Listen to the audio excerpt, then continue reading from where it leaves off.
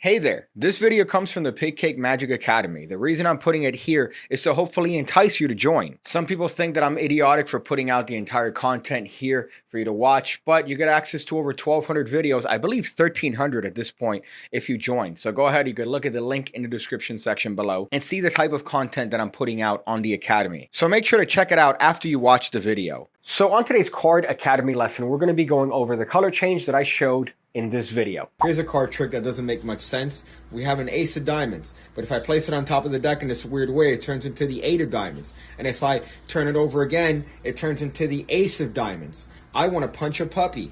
Now the color change implements the use of a clip palm, which is a move that Ed Marlowe made a lot of use of. And today I'm going to be showing you how to use that particular one in the context of this color change. Now this palm does have its advantages and interesting properties that allow you to do things that wouldn't be otherwise possible with a full palm. So let's get into the move and show you exactly what I'm talking about. So the very first thing that we're going to do is to get a pinky break underneath two cards from the top of the deck, because this is going to be a color change that implements the use of a double lift. So the pinky break is going to facilitate that action, and we're going to do whatever double lift we want. Now here, the reason that we're going to show the participant the card for us is that that's the action necessary for us to get into the clip palm. However, the motivation for that is to show the participant the playing card. Now, as I'm showing the participant the playing card, here's what I'm doing. I'm taking the opportunity to clip that upper right corner between my pinky and my ring finger. Now, what that allows me to do is that now I'm going to place this card supposedly out-jogged towards the participant. This is done after showing the participant the playing card. What's actually taking place is because I've clipped that upper corner with my pinky, when I place that card in position, I'm actually going to keep pressing and clipping the card underneath. So that card is going to come out as the actual card that's shown to the participant stays out-jogged on the deck. So again, this is taking place as I'm showing the card to the participant this way, and I'm placing it out-jogged. So now I'm just going to extend my forefinger. Notice how my forefinger was curled on the card, bending it. Now I'm going to extend it, which is going to hide the palm even more, and I'm going to pull out in clip palm that card directly underneath. So now at this point, I'm left in this position. Now here, there are many ways to actually approach the color change. If you want, you could just come across and rub the card and change it that way. Remember, this card is in this clipped position. So what I'm going to do is I'm going to come in and ensure that my middle finger of my right hand is going to come in and square that card up with the upper left corner. Now at the same time that that's taking place, I'm actually allowing my finger here, my ring finger, to square the card up by pressing it against the deck.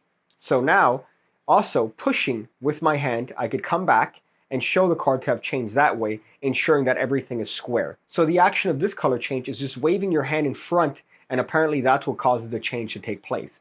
Really, that waving is what ensures that the cards remain square and copacetic for the participant. From the front, that action might look a little bit like this, and the card still remains out-jogged, so you have that retention of vision. The one performed in the video looked like that. So as I'm coming in and twisting the card, that's when the color change takes place. The handling on this is fairly simple, but a little bit more intense than the other one. So the action for this is going to be as follows. We're going to come in the exact same way, squaring that card up with the upper left corner.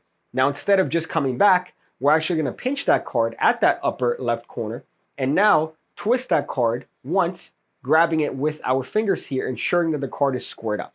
If you want, you could also implement the forefinger up here to show that the card is square and has actually changed to a different card. So all in all, it just looks like you're placing that card there and then giving it a twist, and it changes into a different card. Now at this point, remember, you are left with a double, so you're more than welcome to implement any use of any sort of fancy double lift you want, or you could just simply turn the card face down and end the actual color change sequence there. Do remember that you have access to the double, so if you want to change the card again or mention that it was just an illusion, you're also more than welcome to do that. Another thing to explore is doing this as a vanish. So in this case, the card is completely gone. You could play around with the different ways you do it, but you could imagine what I'm doing here is that instead of doing the move with the double lift, I'm doing it with the double lift with the card face down.